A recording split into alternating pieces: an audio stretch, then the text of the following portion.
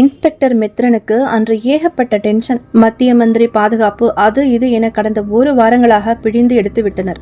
சரியான சாப்பாடு இல்லை, உறக்கமில்லை. வீட்டிற்கு வந்து படுக்கையில் சாய்ந்து கண்களை மூடினார். நித்திரை சட்டென ஓடி வந்து அவரை தழுவி கொண்டது. அவருடைய கைபேசி ஒலிக்கும் ஓசையை கேட்டு கண்களை திறவாமலேயே அதை எடுத்து ஆன் செய்து ஹலோ என்றார். மறுமுனையில் ஒரு பெண்ணின் குரல் பதட்டமாக ஒலித்தது. சார் சார், என் பெயர் சுசித்ரா. நான் இங்கே ஆபத்தில் மாட்டிக்கொண்டுள்ளேன். ப்ளீஸ் சார், தயவு செய்து வந்து காப்பாற்றுங்கள். கிட்டத்தட்ட அலறினாள் அந்த பெண். மித்ரனுக்கு தூக்கம் ஓடியே போயிற்று. ஹலோ மிஸ், எங்க இருந்து பேசுறீங்க? உங்களுக்கு என்ன ஆபத்து? நான் இங்கே கோல்ஃப் மைதானத்தில். சட்டென போன் கட்டானது. அந்த நம்பருக்கு மீண்டும் முயற்சி செய்தார். நாட் ரீச்சபிள் என்று ரெக்கார்ட் வாய்ஸ் வந்தது. பரபரவென எழுந்தார் மித்ரன். காக்கி உடையை எடுத்து அணிந்து கொண்டு பைக்கை ஸ்டார்ட் செய்து காவல் நிலையத்திற்கு வந்தார். கான்ஸ்டபிள்ஸ், உறக்க கூப்பிட்டவாறே உள்ளே நுழைந்தார். உடனே யாராவது ஒருத்தர் என் கூட கிளம்புங்க, ஒருத்தர் ஸ்டேஷன்ல இருங்க என்று திரும்பியவர் கண்களில் அவர்கள் பட்டனர். ஒரு வயதான தம்பதியர். அந்த பெரியவர் முகத்தில் கவலை, அம்மாளின் கண்களில் கண்ணீர். யார் இவங்க? என்ன பிரச்சனை இவங்களுக்கு? மித்ரன் விசாரித்தார். கான்ஸ்டபிள் பதில் சொன்னார். சார், இவங்க மகளை 4 நாட்களா காணலையாம் சார். கோபமாக அவர்களிடம் திரும்பினார் மித்ரன். 4 நாட்களா என்ன பண்ணிட்டு இருந்தீங்க? ரிப்போர்ட் பண்ணாம? பெரியவர் வாயை திறந்தார். சார், நாங்க அப்பவே வந்து கம்ப்ளைண்ட் கொடுத்துட்டோம். நீங்க தான் ஸ்டேஷன்லயே இல்ல. ஆமாம் சார், மினிஸ்டர் பந்தோபஸ்துக்கு நீங்க ரொம்ப பிஸியா இருந்தீங்கல்ல. என்னையா நீ என சலித்தவாறே. சரி சரி, இப்போ ஒரு அவசர கேஸா வெளியே கிளம்பிட்டு இருக்கேன்.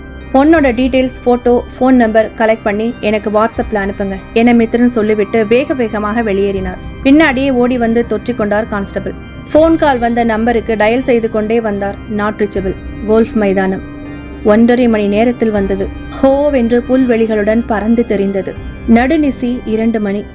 சுற்றி சுற்றி வந்தவர் கண்களில் காய்ந்த புதர்களுக்கிடையில் 2 மனித கால்கள் தென்பட்டன. காற்றில் வேண்டாத நாற்றம். டார்ச் அடித்து பார்த்து கான்ஸ்டபிள் கத்தினார். சார், பொண்ணு சார், மர்டர். அதற்குள் கொலை செய்து விட்டார்களா? முகத்தை உற்று பார்த்தார். அழகிய இளம்பெண், 22 வயது இருக்கலாம். ப்ளூ ஜீன்ஸ், ஒயிட் டிஷர்ட் அணிந்திருந்தாள். மாநிறம். வலது கையில் ஒரு பிரேஸ்லெட், அதில் எஸ் என எழுத்து பொறிக்கப்பட்டிருந்தது. தாடியில் கடுகு சைஸ் மச்சம். மித்ரனுக்குள் ஆச்சரியம். போன் செய்து 2 மணி நேரத்திற்குள் பாடி எப்படி இப்படி டீகம்போஸ் ஆகும்? வாட்ஸ்அப்பில் செய்தி வந்தது. காணாமல் போன பெண்ணின் டீடைல்ஸ். பெயர் சுசித்ரா, வயது 22, உடை ப்ளூ ஜீன்ஸ், ஒயிட் டிஷர்ட், அடையாளம் வலது கையில் தங்க பிரேஸ்லெட், எஸ் எழுத்து பொறிக்கப்பட்டிருக்கும், தாடையில் கடுகு சைஸ் மச்சம். போட்டோவை பார்த்தார். இங்கே இறந்து கிடக்கும் அதே பெண். இன்ஸ்பெக்டர் மித்ரனுக்கு தூக்கி அடித்தது. இவள் இறந்து 4 நாட்கள் ஆகியிருக்கின்றன. அப்படியென்றால் 2 மணி நேரங்களுக்கு முன்பு தனக்கு போன் செய்தது யார்?